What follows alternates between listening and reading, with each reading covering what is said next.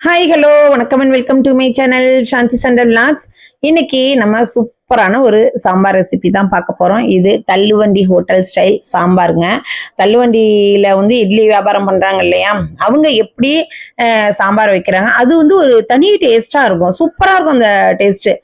அது எப்படி வைக்கிறாங்க அப்படிங்கிறது பல பேருக்கு தெரியாது. வாங்க அதுல உள்ள சூட்சுமத்தை இந்த வீடியோல உங்கள்கிட்ட சொல்றேன். இதுக்கு நம்ம பருப்பெல்லாம் வேக வச்சு ரொம்ப மெனக்கடணும் அப்படிங்கிற அவசியம் கிடையாது. என்ன தள்ளுவண்டியில வியாபாரம் பண்றவங்க பருப்பு வேக வச்சு கிலோ கணக்குல பருப்பு வேக வச்சு செய்யறது அப்படின்னா கட்டுப்படி ஆகாது. அதனாலதான் அவங்க இது மாதிரியான மெத்தடுல செய்வாங்க. ரொம்ப ஈஸிங்க. வாங்க எப்படி பண்ணலாம் அப்படிங்கிறது. நம்ம பருப்பெல்லாம் வேக வைக்கணுங்கிற அவசியமே கிடையாதுங்க, ரொம்ப குயிக்கா முடிச்சிடலாம். இப்ப பாருங்க, இதெல்லாம் ஒரே ஒரு ஸ்பூன், இது ரொம்ப சின்ன கரண்டி, அதுலதான் நான் ஒரு ஸ்பூன் அளவுக்கு நான் துவரம்பருப்பு எடுத்திருக்கேன். துவரம்பருப்பு எடுத்து நல்லா வாஷ் பண்ணிட்டு 10 நிமிஷம் ஊற வச்சுக்கலாம். நம்ம பருப்பு வேக வச்சு நிறைய வேலைகள் கொள்ளும் நமக்கு இந்த மாதிரி சாம்பார் வைக்கிறதுக்கு. ஆனா பருப்பெல்லாம் வேக வைக்காம இவ்வளவு சீக்கிரமா இது பண்ணலாமா அப்படின்னு பாத்தீங்கன்னா கண்டிப்பா முடியுங்க. 10 நிமிஷம் நிச்சயமா தேவையே படாது, அந்த அளவுக்கு குயிக்கா முடிச்சிடலாம். ஒரு ஸ்பூன் துவரம்பருப்பை நல்லா வாஷ் பண்ணிட்டு தண்ணி சேர்த்து ஊற வச்சுக்கிறேன். அதோட 5 காஞ்ச மிளகா, 1 ஸ்பூன் சீரகம், 1 ஸ்பூன் வரமல்லி சேர்த்துக்கோங்க. வரமல்லி ரொம்ப ஜாஸ்தி சேர்க்கணும் அப்படிங்கிற அவசியம் கிடையாது. நான் காமிச்ச ஸ்பூனால ரொம்ப கம்மியான வரமல்லி அதாவது சேர்த்தா போதும். இது எல்லாத்தையுமே ஊற வச்சிடலாம். இது ஒரு 10 நிமிஷத்துக்கு ஊற வச்சிருங்க. இது அப்படியே இருக்கட்டும்.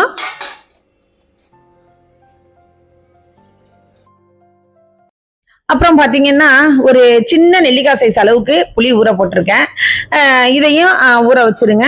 இப்ப நான் எந்த அளவுக்கு, ஒரு 5 பேர் சாப்பிடலாங்க, அந்த அளவுக்கான சைட் டிஷ் தான் நம்ம ரெடி பண்ண போறோம். தள்ளுவண்டி ஸ்டைல் சாம்பார் தாங்க நம்ம ரெடி பண்ண போறோம். பருப்பெல்லாம் வேக வைக்காம கொள்ளாம இவ்வளவு குயிக்கா எப்படி பண்ணலாம் அப்படிங்கறது காமிக்கிறேன் பாருங்க. 10 நிமிஷம் ஆயிடுச்சு. இப்ப பருப்பை கிள்ளி பாத்தீங்க அப்படின்னாலே நல்லா கிள்ளுது. இப்ப இது எல்லாத்தையும் சேர்த்து மிக்சர் ஜார்ல நல்லா நைஸ் பேஸ்டா அரைச்சிக்கலாம். இதுலயே அந்த சீரகம், மிளகா, மல்லி இது எல்லாத்தையும் நல்லா நைஸா அரைச்சு எடுத்துக்கோங்க. பாருங்க, கொஞ்சம் கரமுரன்னு இருக்கு. மிச்சம் இருக்கிற தண்ணியையும் சேர்த்து நல்லா நைஸா அரைச்சி எடுத்துட்டு வந்துடலாம்.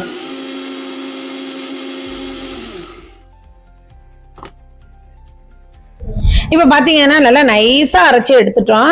இதோட இப்ப என்ன பண்றோம் அப்படின்னா, ஒரு பழம், தக்காளி பழம் 1, ஒரு 5 சின்ன வெங்காயம் சேர்த்திருக்கேன். இதை அப்படியே ஒரே ஒரு சுத்தி எடுத்துக்கலாம். ஒரு தக்காளி பழம், 5 சின்ன வெங்காயம், அவ்வளவுதாங்க. இந்த பேஸ்ட் அப்படியே இருக்கட்டும். இப்ப இதை வச்சு நம்ம எப்படி அந்த தள்ளுவண்டி ஸ்டைல் சாம்பார் நம்ம எப்படி பண்ணலாம் அப்படிங்கறது பார்க்கலாம். ஏன்னா நிறைய பருப்பு வேக போட்டுலாம் அவங்க தள்ளுவண்டி ஸ்டைல்ல பண்ண முடியாதுங்க. இது மாதிரி குயிக்கா முடிச்சிடுவாங்க வேலையை. ஆனா டேஸ்ட் சொல்ல போனா அவ்வளவு ஒரு அருமையான டேஸ்டா இருக்கும். இது எப்படியே இருக்கட்டும். இப்ப ஒரு பேன் வச்சு அதுல ஆயில் விட்டுக்கலாம். ஆயில் சூடானதும் கடுகு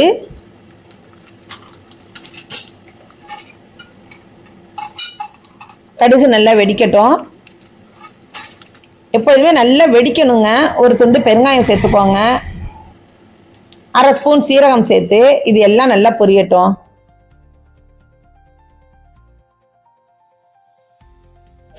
இதோட 2 காஞ்ச மிளகாய் சேர்த்துக்கலாம். 2 பச்சை மிளகாய் கீரி அதையுமே சேர்த்துக்கலாம்.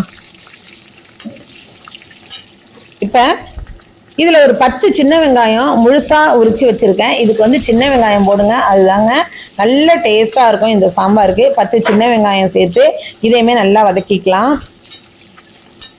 இது நல்லா வதங்கணும். வதங்கின பிறகு 2 தக்காளி பழம் வச்சிருக்கேன். 2 தக்காளி பழம் சேர்த்து இதையுமே நல்லா வதக்கி எடுத்துக்கலாம். ஏற்கனவே ஒரு தக்காளி பழம் நம்ம அரைச்சிருக்கோம், சேர்த்து பருப்போட சேர்த்து அரைச்சிருக்கோம். இப்ப இதுல 2 தக்காளி பழம், கொஞ்சம் கல் உப்பு சேர்த்து நல்லா வதக்குங்க. இப்ப கல் உப்பு சேர்க்கறதுனால உங்களுக்கு இந்த தக்காளி வெங்காயம்லாம் சீக்கிரத்திலேயே வதங்கி வந்துடும். கருவேப்பிலை சேர்த்துக்கோங்க. இப்ப இது எல்லாம் நல்லா வதங்கின பிறகு நம்ம அரைச்சி வச்ச அந்த பருப்பு பேஸ்ட்டை எடுத்து இதுல சேர்த்துக்கலாம். அதை நான் வீடியோ எடுக்க மறந்துட்டேன். அதனால பருப்பு பேஸ்ட்டை சேர்த்து நல்லா மிக்சி ஜாரை கழுவி தண்ணி சேர்த்துக்கோங்க. தண்ணி நிறைய சேர்த்துக்கோங்க. நான் 5 பேருக்கு செய்யறேங்க. இதுல இப்ப புளியையும் கரைச்சி சேர்த்துக்கலாம். ஏன்னா நம்ம பருப்பை ஊற வச்சு அரைச்சிருக்கிறதுனால சீக்கிரத்திலே இது கட்டியாகும். அதனால தண்ணி நல்லா சேர்த்து மூடி போட்டு கொதிக்க விட்டுருங்க. புளியும் கரைச்சி சேர்த்துருங்க.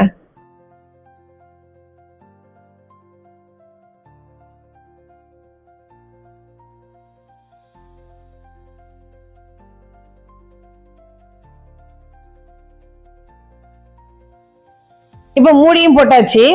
மூடி போட்டு கொதி வந்த பிறகு எடுங்க. கொதிக்கும் போது இது மாதிரி நுரக்கட்டி தான் வரும். ஏன்னா வந்து நம்ம வந்து பருப்பு வந்து அரைச்சி போட்டிருக்கோம் இல்லையா, அதனால பயப்பட வேண்டாம். நல்ல நுரக்கட்டி தான் வரும். சோ நீங்க வந்து பயப்படணுங்கிற அவசியம் கிடையாதுங்க. இப்ப நல்லா கொதி வரட்டும், நல்லா கொதிக்கணும். கொதிச்ச பிறகுதான் அந்த பருப்போட சேர்த்த பருப்போட பச்சையால நம்ம அரைச்சிருக்கோம். அந்த பச்சை வாசனை எல்லாம் போய் நல்ல வாசனை ஆகும். அதாவது நம்ம ஏன்னா வந்து பருப்பு வந்து நம்ம பச்சையாவே அரைச்சிருக்கோம் அப்படிங்கிறதுனால, இந்த பச்சை வாசனை போனாதான் சாம்பார் நல்லா டேஸ்டா இருக்கும். அதனால நல்லா கொதிக்க விடுங்க. நான் சொன்னது மாதிரி ஒரு 10 நிமிஷத்துக்குள்ளே ரெடி பண்ணிடலாம். நம்ம வந்து நிறைய ப்ரொசீஜர்லாம் எதுவுமே கிடையாது. நம்ம பருப்பெல்லாம் வேக வைக்க போறது கிடையாது, கொள்றது கிடையாது. சோ பருப்பை அரைச்சு தான் நம்ம வந்து இதுல சேர்க்கிறோம். அதை வதக்குறதுங்கிறதும் கிடையாது. வெங்காயம் தக்காளி வதக்கி விட்டு அரைச்ச பருப்பை சேர்த்து நம்ம கலந்து விட வேண்டியதான். கொஞ்சமா புளி சேர்த்துக்கோங்க. ஏன்னா நம்ம வந்து தக்காளி பழமும் சேர்த்து அரைச்சிருக்கோம் இல்லையா, அதனால புளிக்கிறதுக்கு வாய்ப்பு இருக்குது. அதற்கு தகுந்தது மாதிரி புளியை சேர்த்துக்கோங்க. இப்ப நல்லா கொதிச்சிட்டு இருக்குது. இந்த டைம்ல இதுக்கு ஒரு அதாவது ஒரு ஷைனிங்கா நல்ல ஒரு வழவழப்பை கொடுக்கறதுக்காண்டி 1 ஸ்பூன் அளவுக்கு பச்சரிசி மாவு நான் எடுத்திருக்கேன். அதை தண்ணி ஊத்தி கலந்து இந்த சாம்பார்ல சேர்த்துருங்க. ஏன் அப்படின்னா நல்லா இந்த குழகுழப்பு தன்மை கொடுக்கும், நமக்கு ஷைனிங்கா இருக்கும்.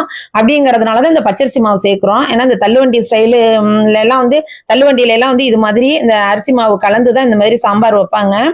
இதை வந்து நம்ம வந்து தாராளமா குடங்குடமா ஊத்தி சாப்பிடலாங்க. அந்த அளவுக்கு டேஸ்ட் அட்டகாசமா இருக்கும்.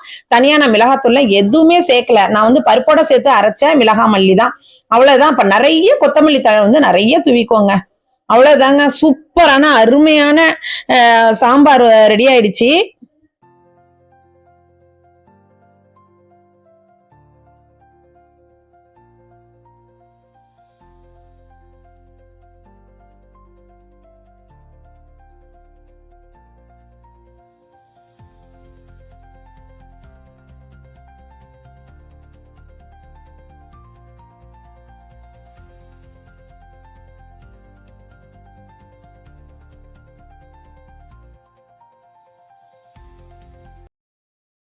இப்ப பாருங்க, உங்களுக்கு நல்லா கொதிச்சு நல்லா சுண்டி நல்ல ஷைனிங்கா வழவழன்னு வந்துருச்சு பாருங்க.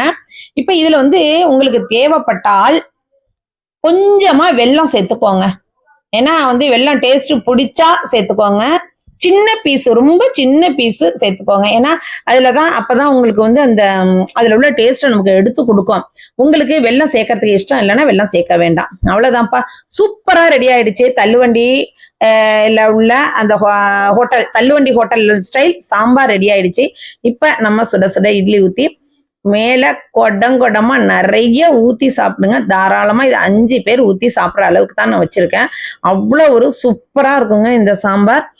ஈஸியா செஞ்சு முடிச்சிடலாம். நம்ம ரொம்ப மெனக்கடணுங்கிற அவசியமே கிடையவே கிடையாது.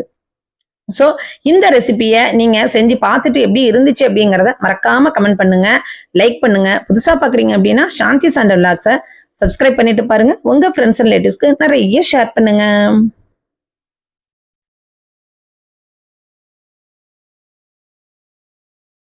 தள்ளுவண்டி ஹோட்டல் ஸ்டைல் சாம்பார் பக்கா அல்டிமேட்டுங்க. அட்டகாசம்.